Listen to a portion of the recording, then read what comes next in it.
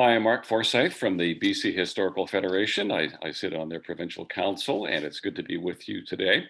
These are obviously very unusual and challenging times for all of us, and the BC Historical Federation has launched a Buy Local, Give Local campaign, and that's to help support our members around the province, and they really can use your help right now. And there are various ways you can donate, take out a membership, you can visit virtually or otherwise, purchase books or gifts through the various shops that our member organizations have. And we have been very fortunate to have four UBC students who are third year sociology students help us out here in talking about our members. They've been learning a lot about what you do and also sharing stories on the web and our various social media platforms. So I would like to welcome Alec Wilson, Anupriya Dasgupta, Makena Zimmerman, and Refano Evan. Great to have you guys here. Thanks for joining us. Thanks for having us. Alec, I think I'll ask you first. What is the connection between historical research, which is part of the focus of your sociology course? What is the connection between the two? Well, the distinction between historical research and social research isn't always so clear because the social research that we do today is so deeply informed by the historical research that was done before. But basically, the reason that sociology wants to combine its methods, which sociology, just to clearly explicate it, is the study of the influence of society on the individual. The reason why it wants to combine its methods and its own theories with historical research is because historical research is obviously pivotal in understanding how the individual is affected by society today and the traditions of the society previously, which affect our current conditions. So, Anupriya, what did your professor ask you to do? What was the task in relation to working with the BC Historical Federation? So we did this as part of our community engagement learning project, and essentially the idea was to partner with an organization that somehow works with archives and does that historical research, and so that we could learn a bit more about how to practice that connection that I kind of talked about.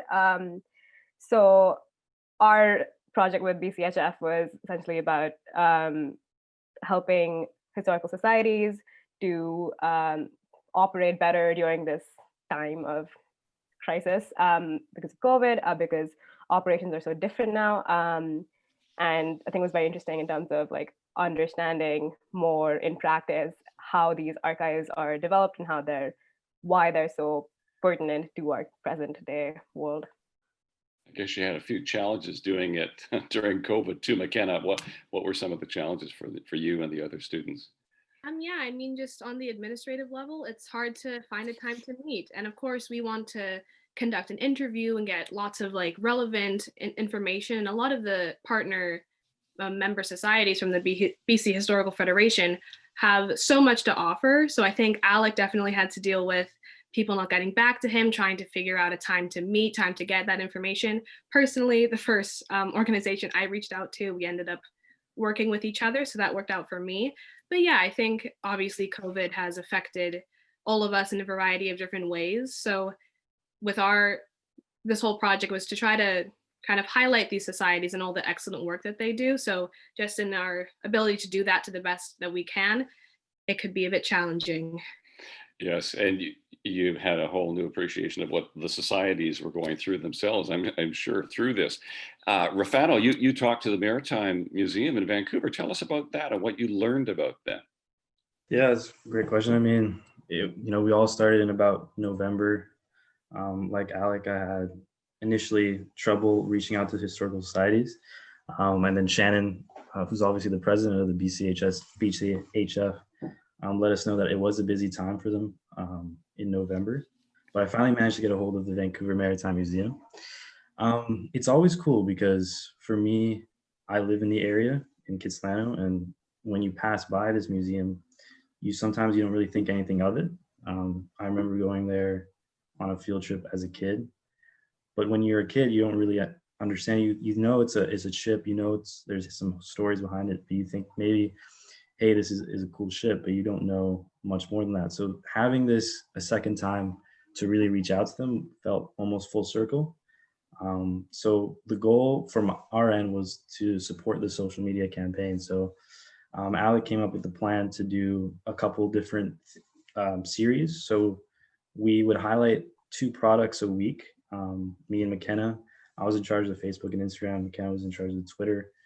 Anupriya and Alec did the blog posts. So we're just advertising all the ways that you can actually support the campaign, which was Vancouver Maritime Museum offered to be a member. They have an amazing gift shop. They also have virtual tours and events happening. So we wanted to get the word out through kind of creative captions. And we also had a chance to interview a staff member as a part of our other series, a swipe away, a history about your historians. So I managed to talk to Duncan McLeod over there, who's the curator, and he brought up some great things. Like Alec mentioned, it's very important for us and for people to donate because these stories from the past and the history have direct relevance to today, because we can learn and appreciate what they did and what things that have happened. So the second part of the project, which isn't the social media part, is our actual paper. So I had to work with the archivist there, Lee Edgar, and she pointed me in the direction of women in maritime. So women in maritime, and I'm focusing specifically on lighthouse keepers, were typically men.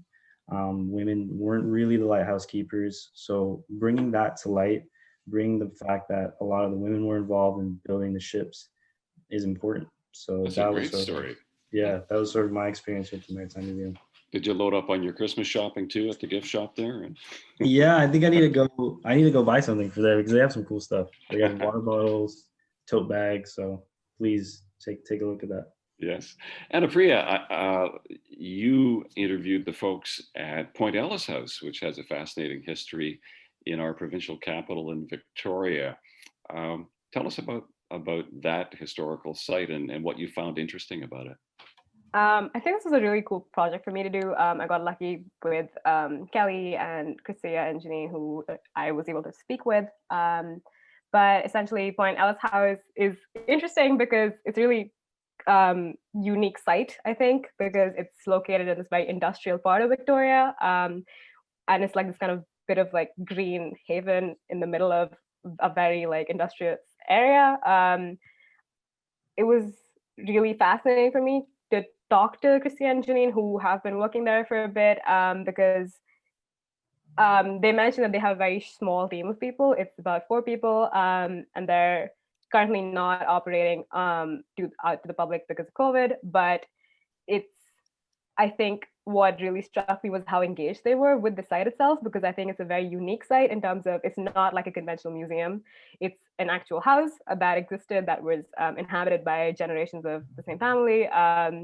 And I think in the interview, they kind of point out how like it's so important to learn about that, because the O'Reilly family, which was the who owned the house, were really influential, wealthy settler family that kind of really affected or influenced Victoria's history and the shaping of how Victoria came to be what it is today.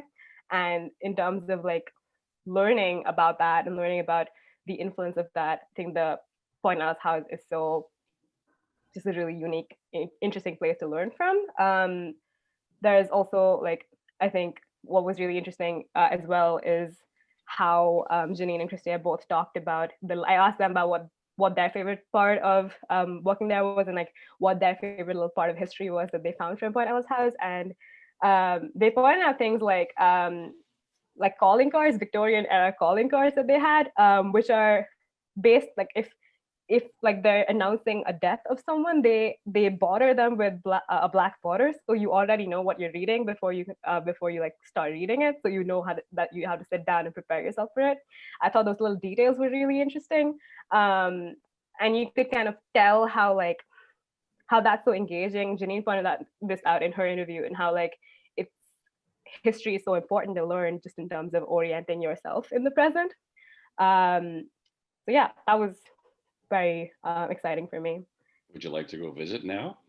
Definitely. once they're open. I think there's a beautiful garden there too. Yes, isn't there? yes. They spend a lot of time reflecting that time through the work in the garden.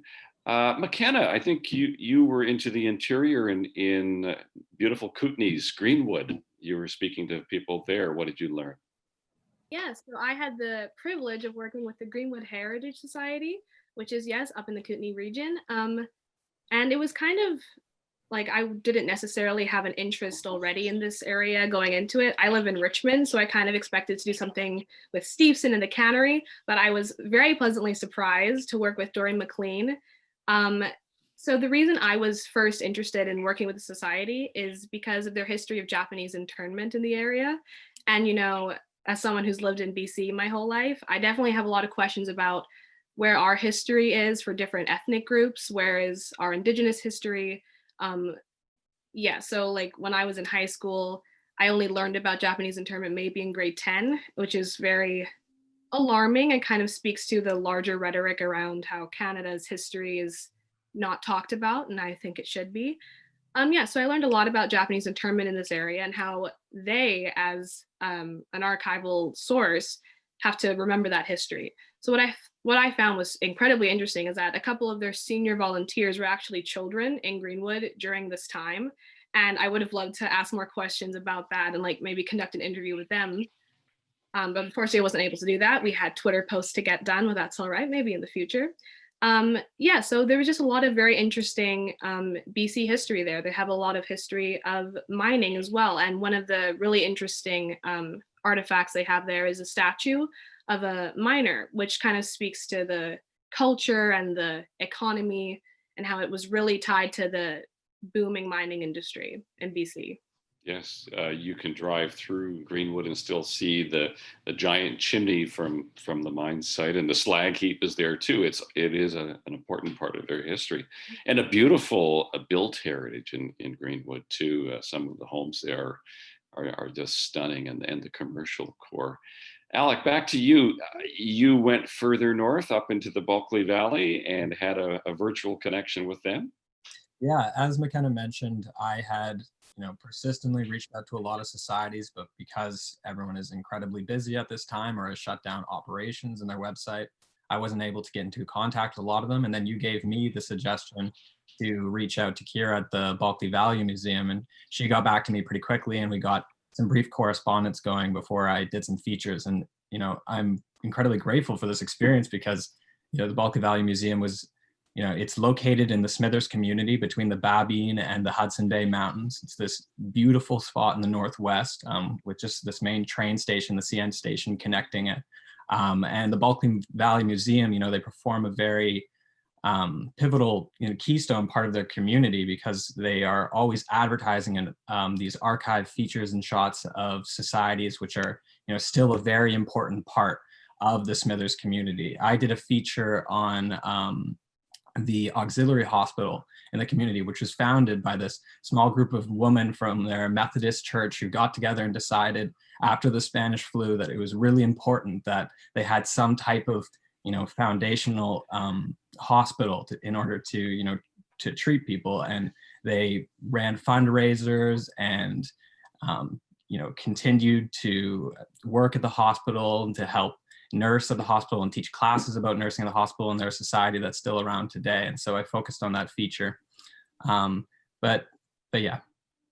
Which people can see on our webpage too. And what a remarkable achievement 100 years ago to do that in a small remote community. And I think it says a lot about how smaller rural communities in BC operate, that it's the collective effort to have a hospital and health services. Refano, this project, has it changed your awareness about British Columbia historical culture, do you think?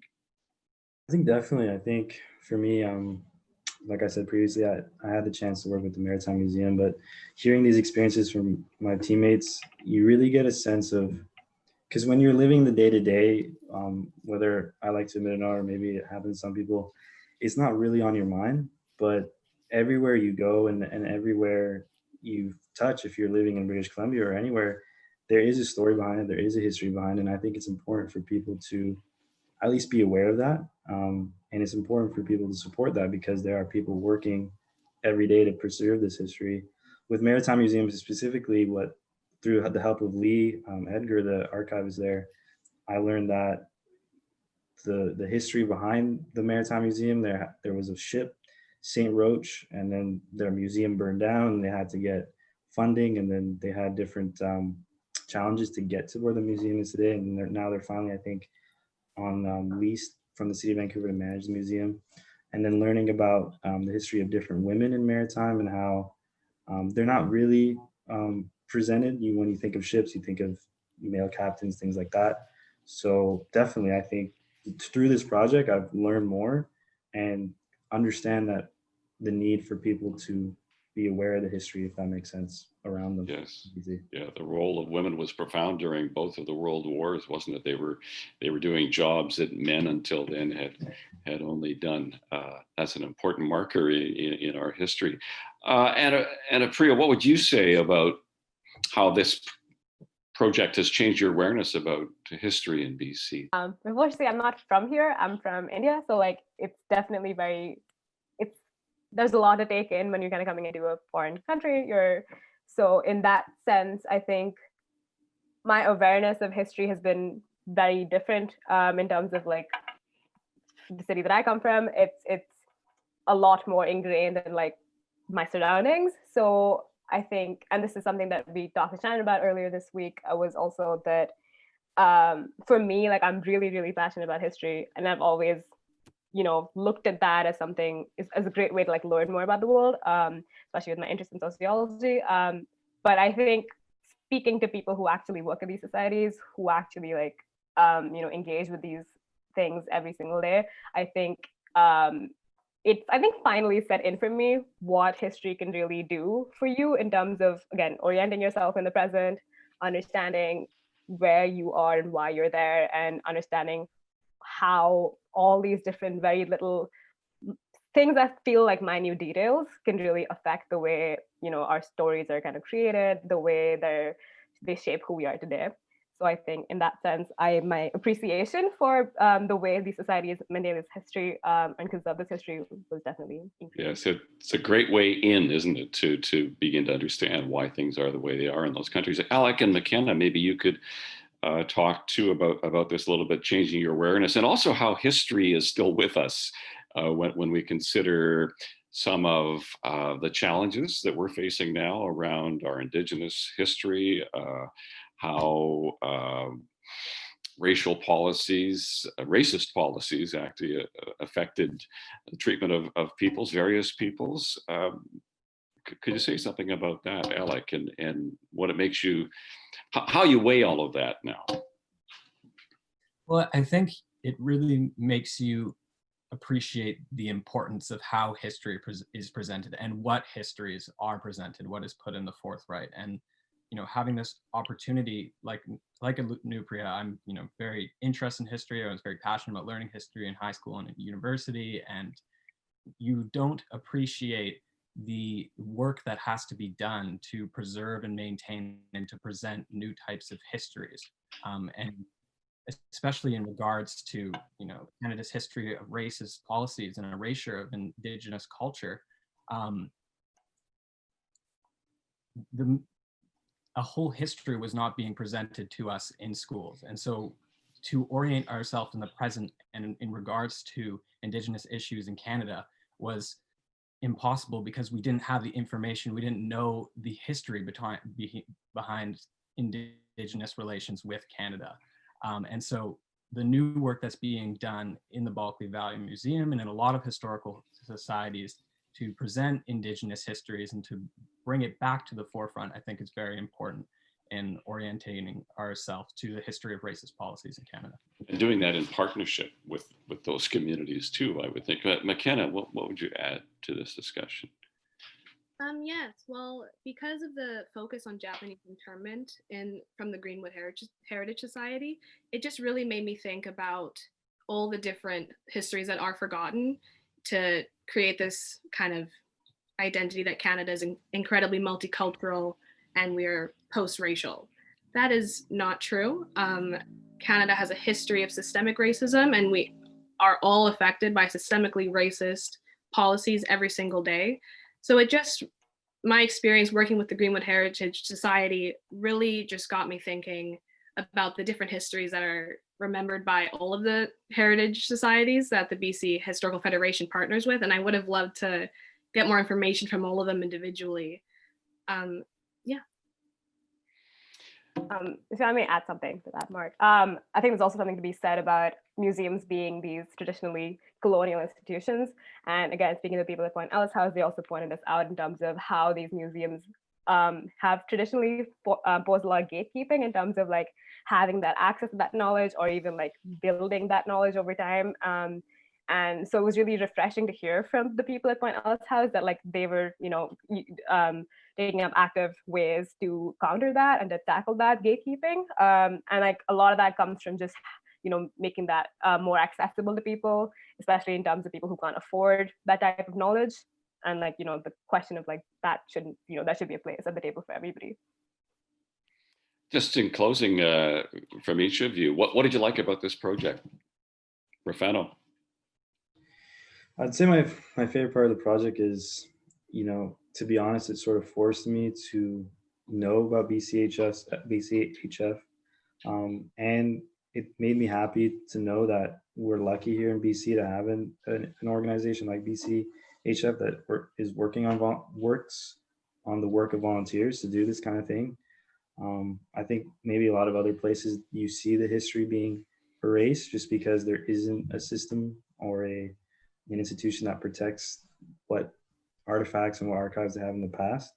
And that's sort of my big takeaway. And I think knowing that BCHF is there makes me happy. And I would want to hope that they continue to do what they do and hope that we continue to find archives and narratives that we can put together. Because as Duncan was telling me when he was talking to me, it's hard for them sometimes because they have limited space as one of their problems. So he has to pick and choose what stories get told. And that's sort of, if we're thinking moving forward, having that in the back of our heads, like what we see in these historical societies might not even be the whole story. There are a lot of things out there that still need to be told, if that makes sense.